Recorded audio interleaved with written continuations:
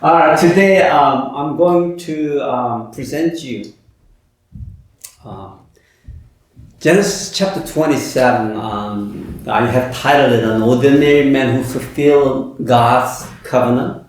This is story of Isaac, and this is one of the difficult passages, so that my sermon today will be a little bit more of explaining in mode for you to follow through, because there has been many sermons and teachings that probably you heard before about this sermon that I'm about to deliver, and maybe somewhat contradicting for what you already know. And so I need patience to explain that, and you need patience to follow me with that.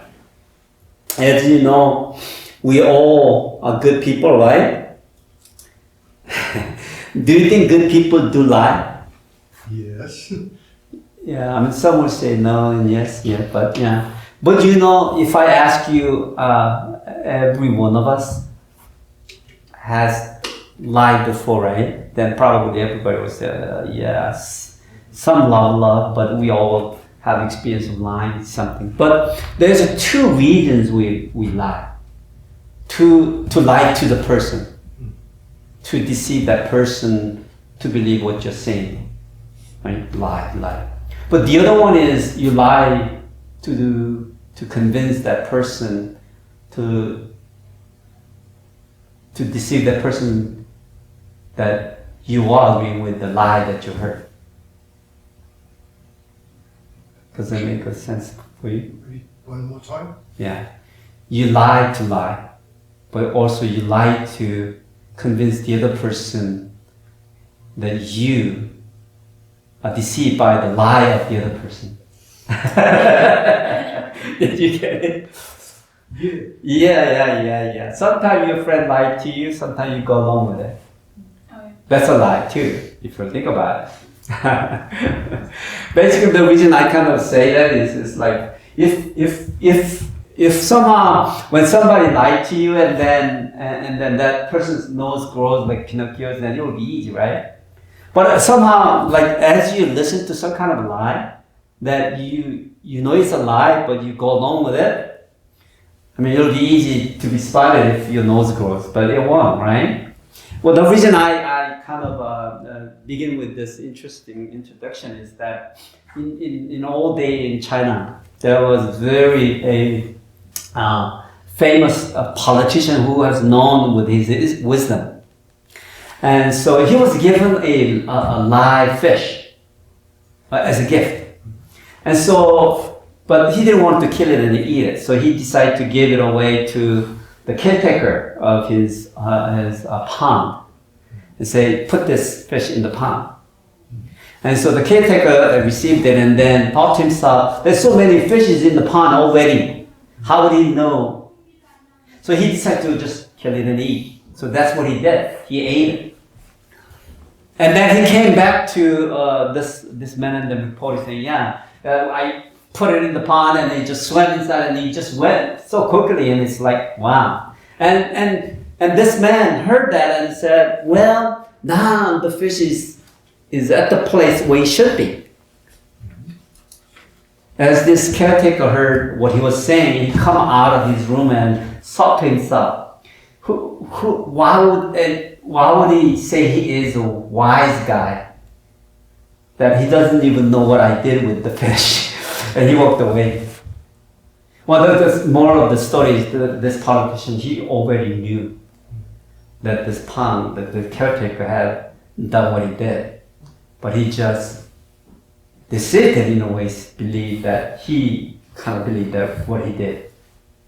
Is that confusing? The reason this is important is I believe today's passage, we are about to die and learn, it comes from this perspective. Okay? So I want to kind of explain this a little bit in that manner. Okay, let's read the passages first. Only read 30 through 37, even though we are going to cover whole entire chapter. Let's take just one by one. Alright, let's begin. After Isaac finished blessing him, and Jacob had scarcely left his father's presence, his brother Esau came in from hunting.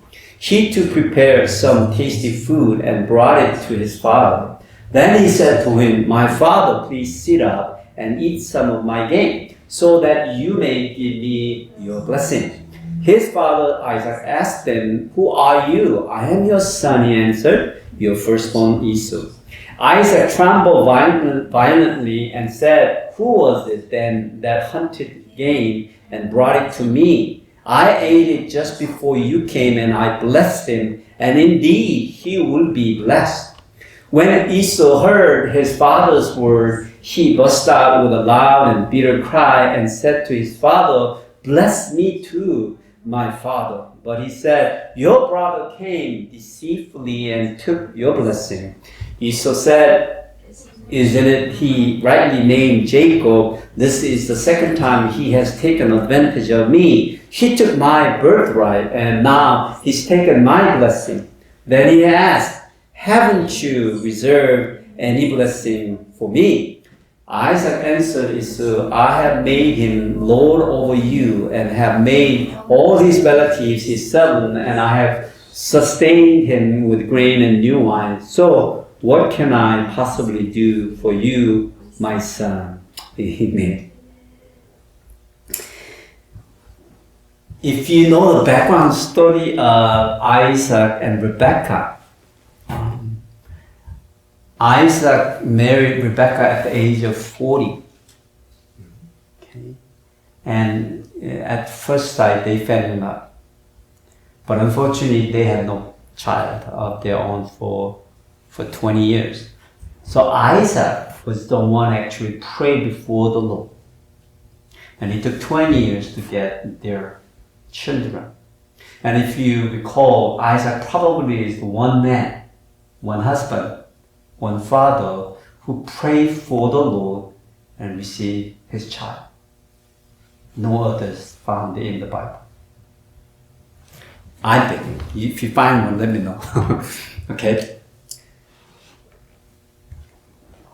But as Rebekah was pregnant, she had a great deal of trouble. Because the baby inside her womb, as the baby grew, it was kicking so hard, it was hurting her. So it became a prayer of Rebekah, and God gave the answer. Unfortunately, this is the answer God gave her. 2 nations are in your womb, and 2 peoples from within you will be separated. 1 people will be stronger than the other, and the older will serve the younger. Did you get it? God told her, you have a twin inside of you. But they are fighting, and they will continue to fight. They'll become 2 nations separated. But the older one will serve the younger. Did you get it? Right. Well, there we go. As the pregnant period ended and the baby came out, the first one, Esau, came out. And the second one, Jacob, came out. As they came out, they looked completely different. And they had completely different personality. What do you call that? Not one identical to one, but it is not identical to one. But what do you call that? They are not identical to what? There's a term for it, right? But anyway, they are not twin at all. Esau came with hairy all over his body. He has so much hair. His personality was very active, so he was always in the field hunting. That was him, outdoor guy. Jacob, he was very reserved. He liked to be at home, helping his mom. That's how they looked. And Jacob obviously didn't have that much hair on him. As they were growing, you can imagine what kind of struggle these 2 boys had, right? Because as they were fighting inside of the room of mom, I mean, they were fighting even before they born. Can you imagine what would happen to them and as they grew up together in childhood? As you know, one of the famous story of that is when they became a youth and young adult. Basically, Jacob deceived his older brother to buy the birthright. Well, I mean, that was one story, one example. But they probably fought many times, and such a dramatic and a very unexplainable way. But the Bible actually doesn't explain much of those activities. Yeah. But you can safely imagine they have struggled as they're growing up.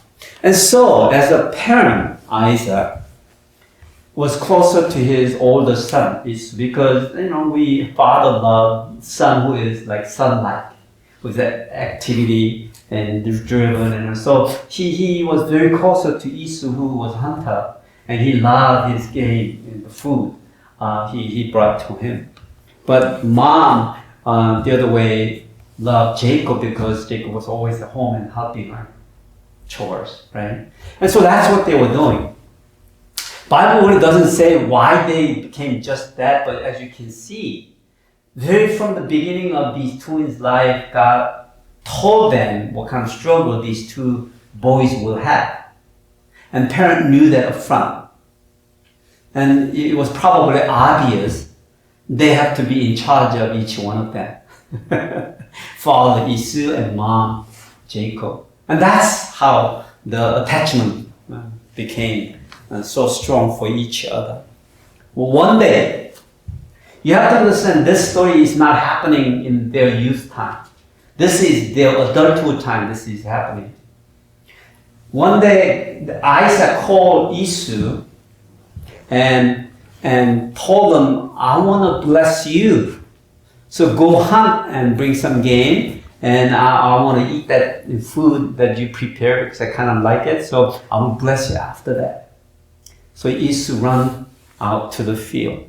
Wow, that's the beginning of the story, this passage. But the reason I told you about this story is very interesting is that I was meditating on this. I think Arthur, Moses, have placed a stumbling blocks in the narratives, in the passages, to deceive the readers, us, to think, to believe what is happening as the message is written in the passage. But actually, it happened the other way around. There's three things that I believe is kind of placed as a writer intentionally placed in the story. First, Isaac, who was lost his sight, forgot God's covenant. In the beginning of the story, Moses clearly identified Isaac was almost blind in his old age.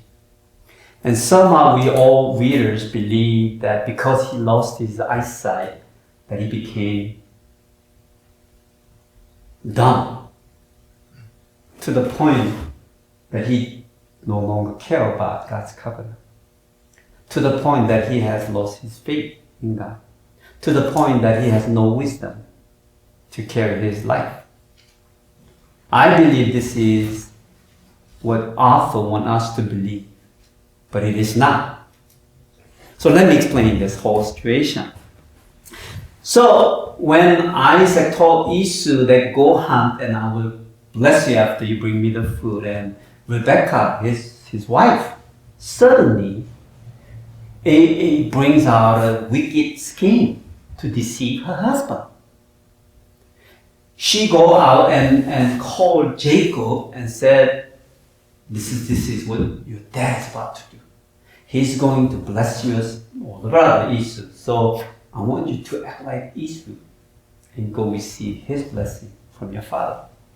So go bring 2 young goats and I'll prepare food for you. Then you bring that to your dad and then you go receive the blessing. What a wicked wife. Jacob, who is very scary and reserved, saying, no, I have no hair on me. my brother Esau is so hairy. My father would know. I mean, in order for me to receive the blessing, maybe I'll end up being cursed if I was caught. I mean, you can see Jacob. That's his personality. But mom said, no, don't worry about it. If that happened, then the curse of your father, I will take care. I will receive it. So mom, Rebecca, convinced Jacob to go along with her plan. So what she did was she prepared food, obviously, and then killed the goats, obviously skinned, right? So the fur, she wrapped the fur around Jacob's hand and the neck. You can imagine how much hair Esau had. So now Jacob go into father's room with the food and then call my father. And then Isaac, who heard the voice, said, "Who is this? Who is this?" And then Jacob quickly saying, "I am your older son, Esau."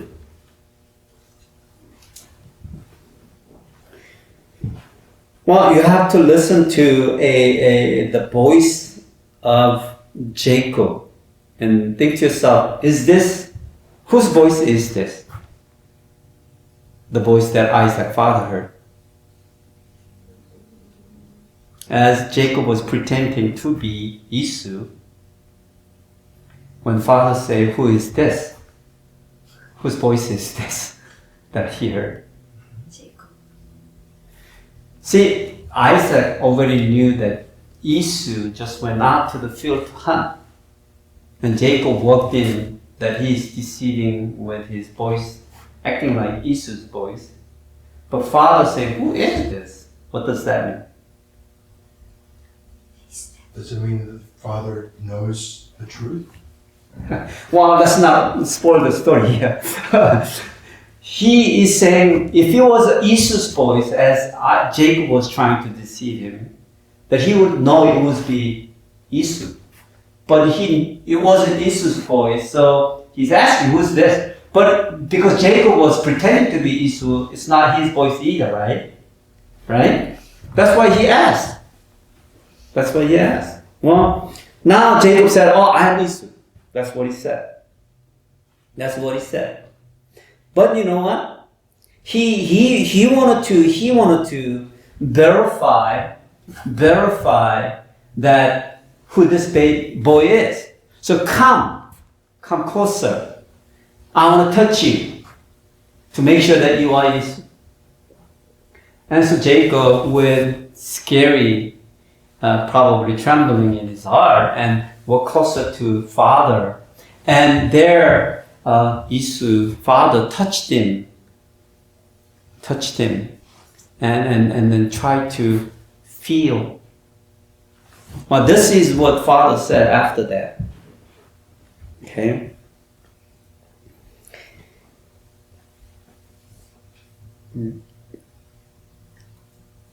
The voice is the voice of Jacob, but the hands are the hands of Esau. So the earlier question that I asked you, whose voice? Isaac knew the voice was whose? Jacob. The voice is the voice of Jacob, but the hands are the hands of Esau.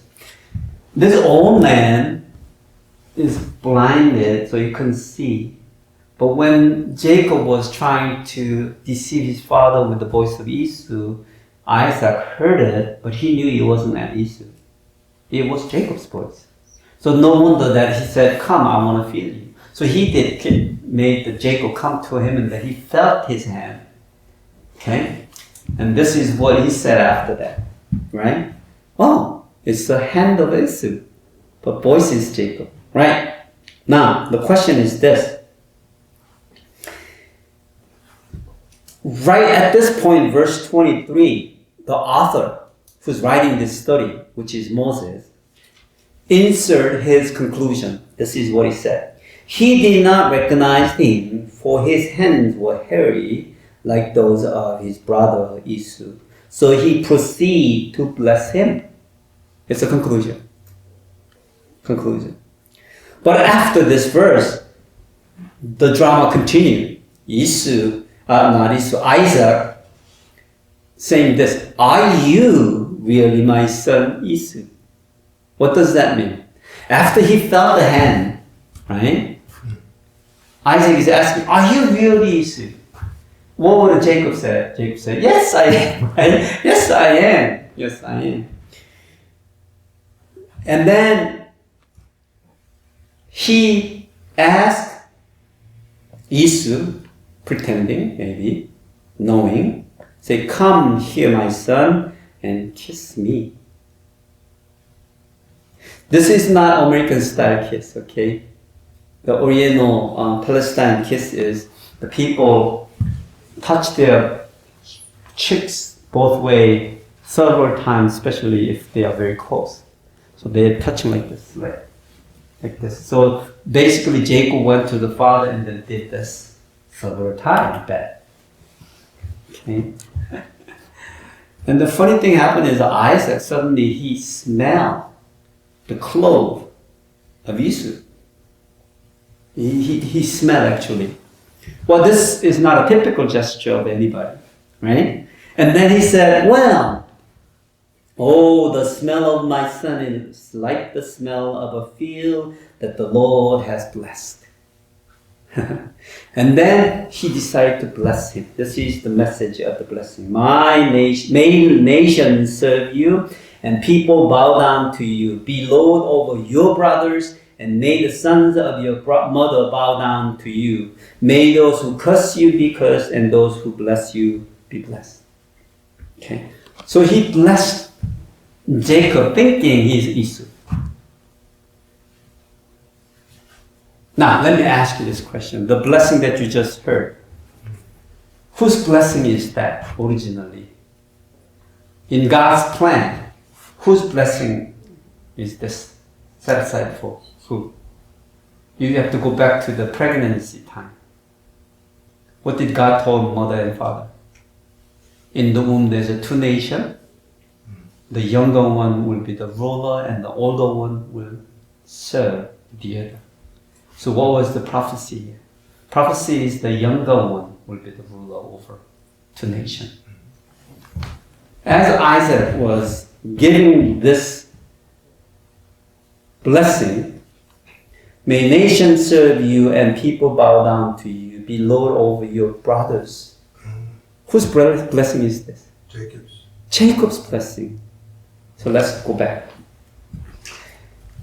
We thought somehow Isaac was blinded. Just knowing that, we thought he had lost his wisdom, and then somehow he forgot about the covenant of God. Now he's standing here using Jacob's blessing, God promised, and give it to Esau. That's a huge mistake, right? That's a huge mistake. Basically, he is disobeying God's prophecies. So now we need to ask yourself, is Isaac truly deceived by Rebekah and Jacob? Or is he truly acting like he's being deceived? Wow, you gotta answer yourself. Let's continue. See, thing is, the fur of goat. Any one of you felt the fur of goat in your life? Coarse. Huh? It's coarse. Coarse, very harsh. Yeah. Man, you and I have the same experience. I felt it's very harsh. And so in Jewish culture, what they do is because it's so hard, of course, when they make outer curtain tent, normally the goat skins are used to do outer tent. So in Palestine, you go there, they see a lot of black tent. Those are goat skins because it's so coarse and harsh. Now Isaac, what's his profession? He was a shepherd. All his life, he's been with goats and sheep and human beings. Now, let me ask you this question. Would he be able to tell the difference between the fur of a goat versus the human hair? Yeah.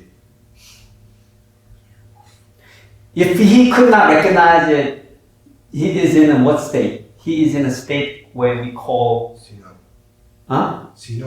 senility.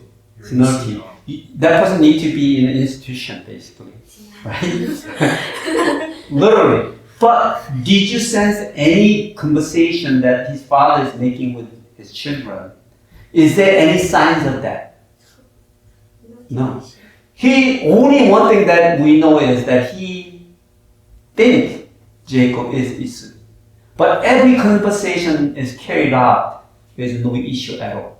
Matter of fact, the blessing part of it is wonderfully crafted.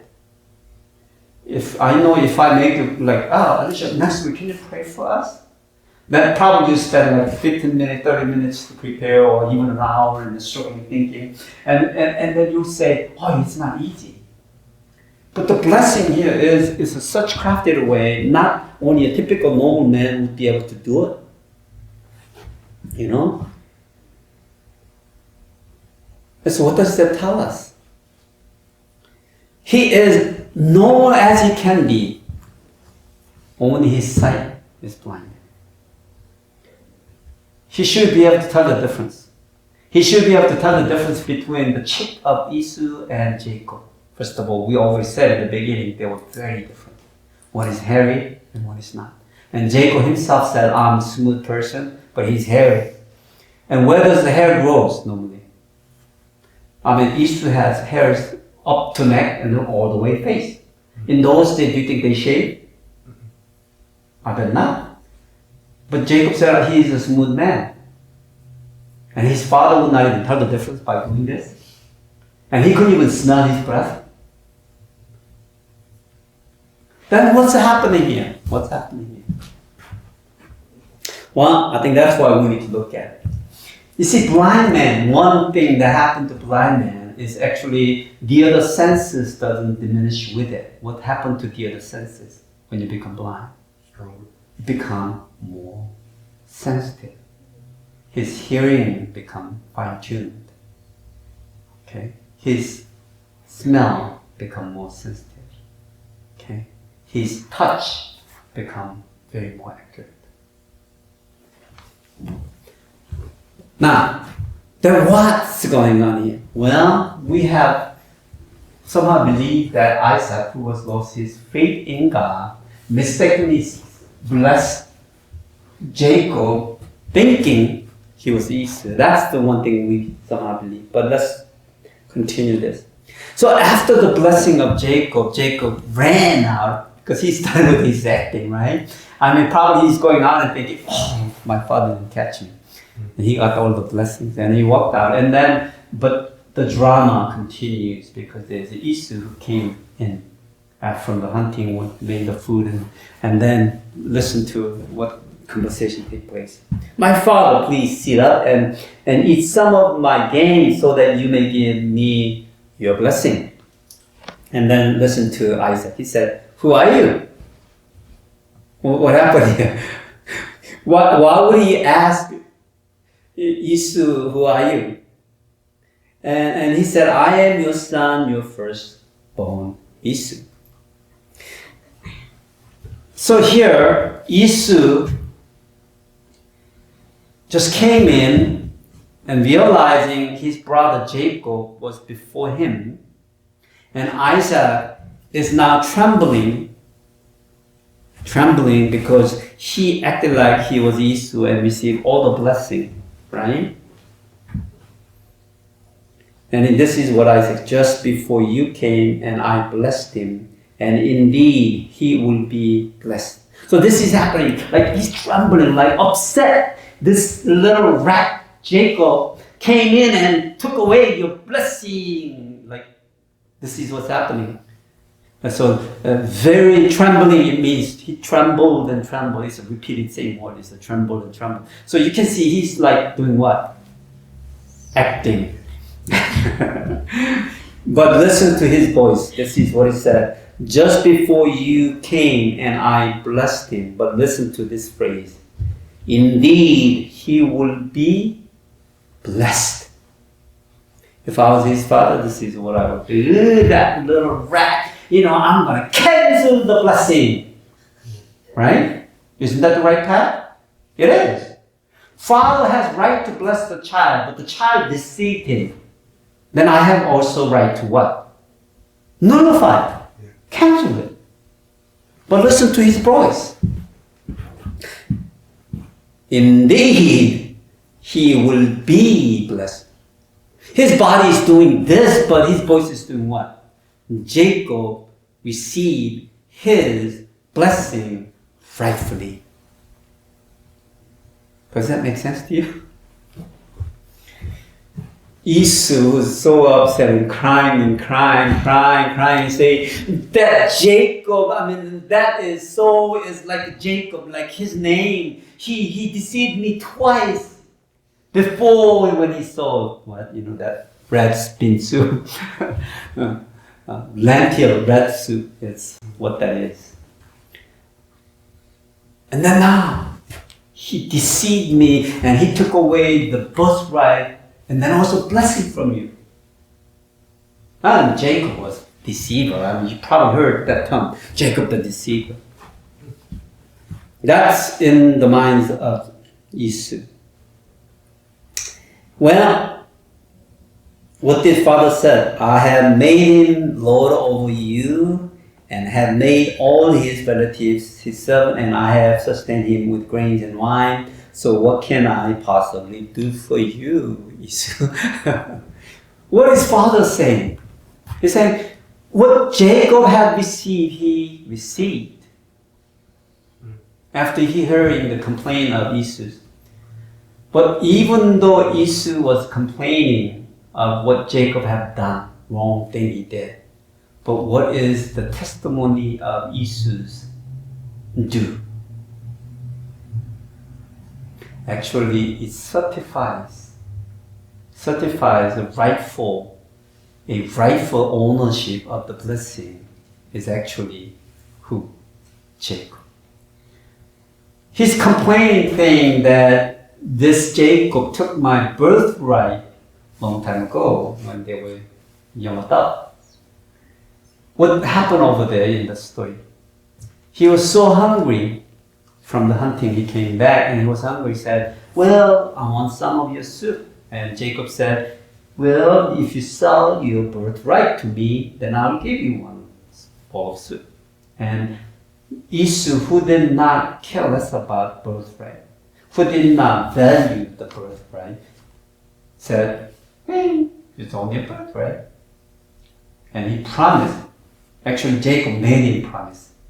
And Jacob said, you make off. So Esau, who didn't care about birthright, he said, in the name of God. That's how he ate the soup. And as he was complaining, he said, that's what happened, Father. So he's saying, Father, what you have done is according to the law, all the contract, all the oath. Jacob is the rightful person to receive the first son's blessing. It's like almost like a criminal walk into the office and confessing as he was complaining. That's what happened here. And no wonder the father said, indeed, I have made him Lord over you. Finalized. Well, I was struggling to unpack passages like this because this is one way of interpreting the stories, the way I presented to you. And you came along with me. It seems like you're convinced. You're convinced. But the thing is, as we are unpacking, interpreting the passages, not only the circumstances should be relevant to us, and it should be make sense to us, common sense. So you guys are in these two aspects. You are with me. You kind of say, yeah, that makes sense. That makes sense. But I need to prove this scripturally, because some part of these passages that we read, actually the author is actually very intentively saying that Isaac was fooled by deceit of Rebekah and his son Jacob and blessed him wrongfully. right? So it's contradicting with the idea that I've been presenting to you. And so we need to overcome this. Well, I didn't place the passage here, but I want to read you. I thought I did it here, but I didn't. So Hebrews chapter 11. Do you have a Bible? Maybe you should open up because it's so important. Hebrews chapter 11, verse 20.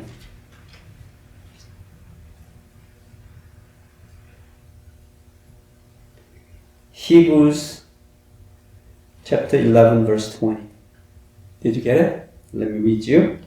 By faith, Isaac blessed Jacob and Esau in regard to their future. What does this say? By what? By Faith. Who? Isaac blessed Jacob and Esau. So according to the perspective of Hebrews author, he's, I think, agree with my translation. He's saying, Isaac, with faith, he blessed their children. But in the narrative that is found in the Genesis, actually this is how it should be narrated. Rebecca, his wife, with faith, deceived husband, and made Jacob receive his rightful blessings. Right? That's the right statement to make. But that's not how it is done. Isaac, who was deceived, according to the stories, said, by faith Isaac blessed them. Is that the statement can we make? Yeah. Now let's go back. So we need to make sure these verses, it makes sense to each other. It shouldn't be contradicting. So if the story is happening in the Genesis is right, then this statement found in the New Testament is wrong somehow. Right? So let's go back to the Old Testament. What has happened here? Was it really Isaac deceived by Rebecca and Jacob? That's the question you need to. But I gave you already all the evidences. It's impossible. It's impossible for him to do this. So probably he went along with this whole scheme. So then we need to ask ourselves, then why? Then why? I think this is very important. This is the part of the message that I was struggling quite a bit and it finally got unpacked. As we begin the passages, what Moses have not explained is what took place between Rebecca and Isaac. They are not explained. What happening is, it's just Isaac called his son Esau and explaining, go get the game and then I'll bless you. But who was there in the room? Sir. Rebecca. She was there too. But every time when we are listening to this story, we think somehow Rebecca is eardropping. No, that wasn't eardropping. She was in the room together with Isaac. Listening. It's the Hebrew word shema, which is the attentively listening.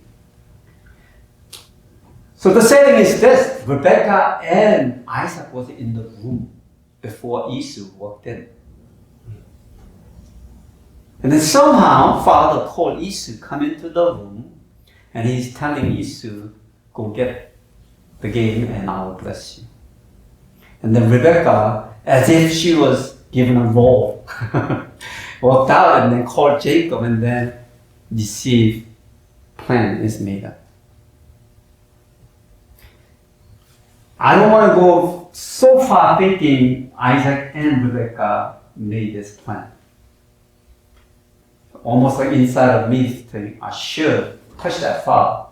But there's no other way of proving that through the scriptures. So I would not go that far. But we have enough evidence to believe Isaac already knew it was Jacob. But he went along with the whole plan. So still the question remains, then why Rebecca risked herself, go against her husband, right? If that was the case. And willing to take all the cuts if that was found. Why would Rebecca do that? Also, why would Isaac, who found this is happening, went along with it? This question is the last part of the sermon. Now, put yourself, Isaac and Rebecca's move. You are a parent. Now, Rebecca, you have a baby in your womb. They're fighting. God already revealed to you. They're fighting even before they come out to the world. They're fighting like crazy. And so they came into this world. They look so different and they are still fighting. They are still fighting. They're enemies.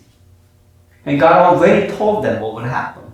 They will fight, and then there will become two nations, and then the younger one will go. Younger one rules the older one. That's not likely in those cultures, right? You know that. As a parent, what would you do? What would you do? How would you raise them? Well, they did what they probably figured to do. Each of them take care one side to their children. So father took care of Esau and mother took care of Jacob. Now, the thing is, they were given what? A mission. What is the mission? It's to bless the younger one with all the birthright. How are you going to do that? How are you going to do that?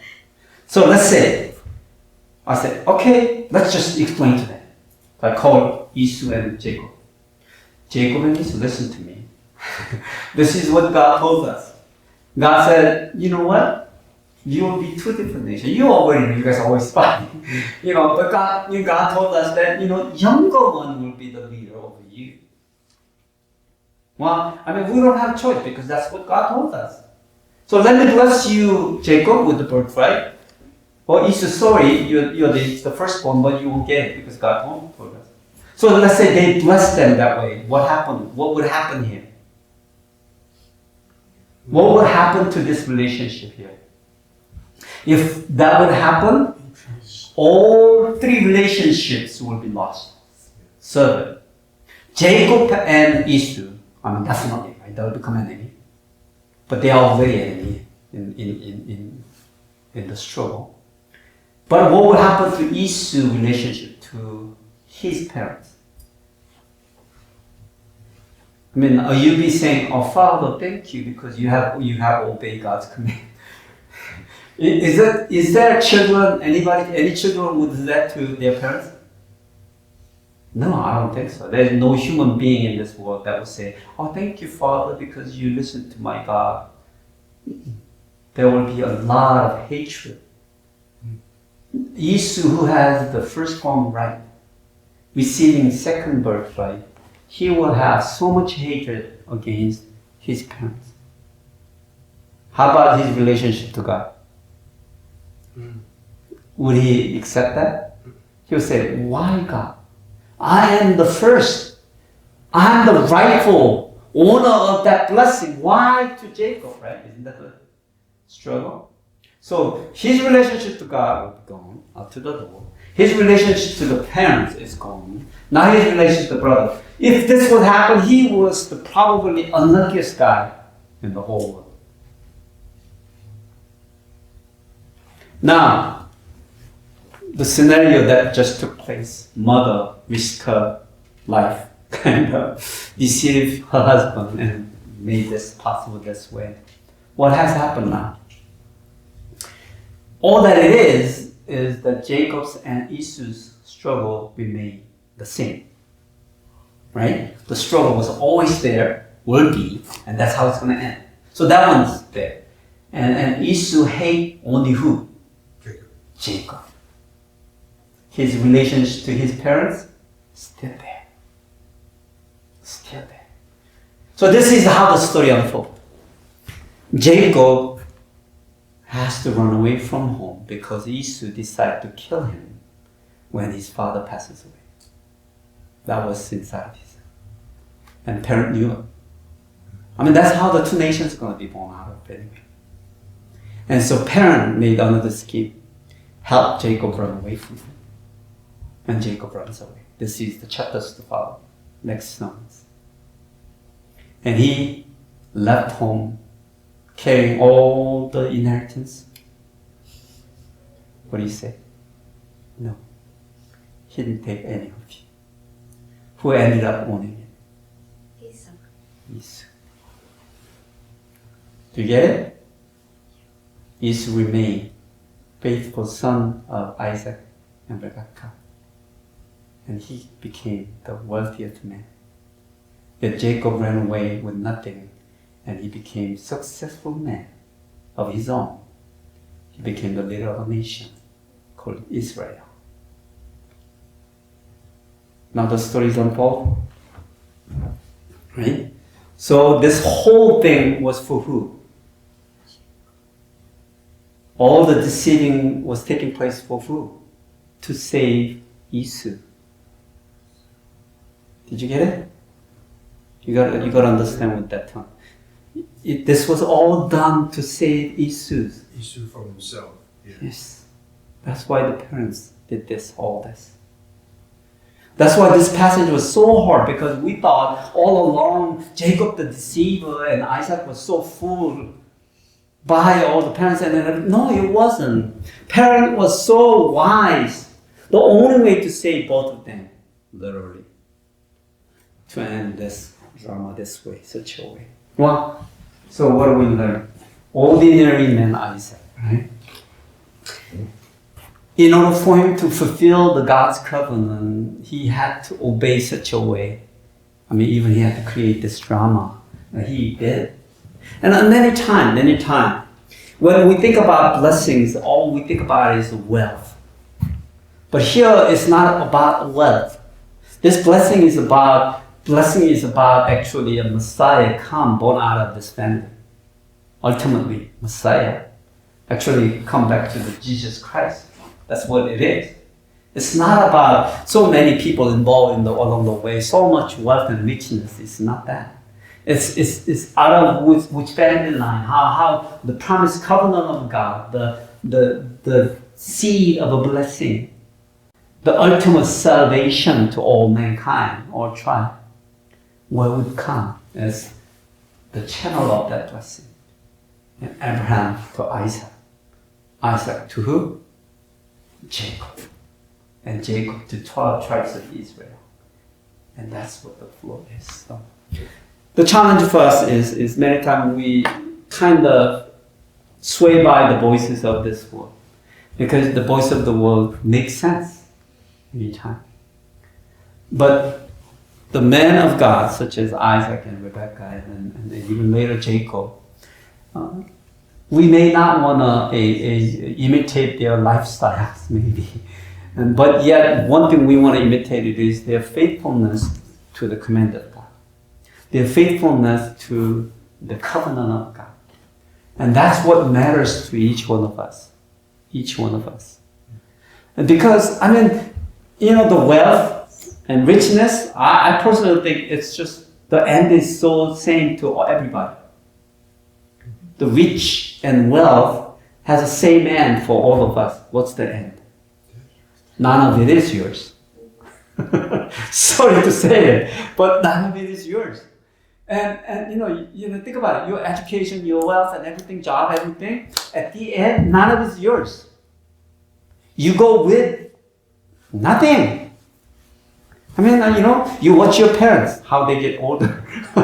Young age, they may be thinking, wanting everything. But, when they pass, I see my both parents passes. Nothing they took with them. No joy, no sorrow, no pain, no money, no house, no car, just that. And so what we need to keep is this faith in God, our relationship to one and only everlasting God. Once we keep that our life after this continues peacefully. Yeah. And so that matters. So I'd like to challenge you that, we need to work hard and study hard to make this life, but don't think that's all. That's a means to this life. This means to this life. It's a tool that we make this life to better this world, to better our families, to better our relatives and families. But that's not the means at the end. And so the Isaac who understood his life was ordinary, just like nothing really happened to his life if you think about it. But yet he fulfilled the God's command. And so I challenge you that all the time you think about that as you work hard to make this life. Okay? When you build your own empire, think about it. It's not your empire that God is designing you to build. That He always invites you to be in His empire. Because that's the only empire that will last everlasting.